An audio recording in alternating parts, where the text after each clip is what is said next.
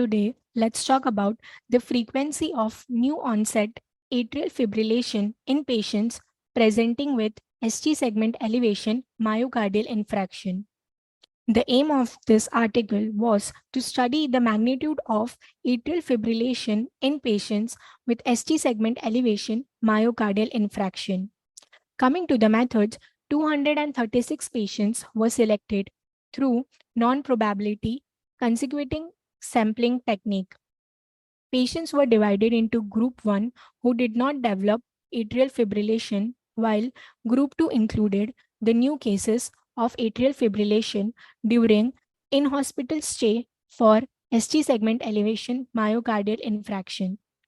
All patients underwent clinical examinations, echocardiography, angiography, and percutaneous coronary intervention. Coming to the results, 45 cases with an average age of 71 plus or minus 14 years developed atrial fibrillation. Female population, that was 60%, was at higher risk than male, that was 40%. In atrial fibrillation group, 22 cases of dyslipidemia, 11 cases of chronic renal disease, 4 cases of prior myocardial infarction, 14 cases of diabetes, and a single case of implantable cardiac defibrillator were observed when compared with the non-AF group.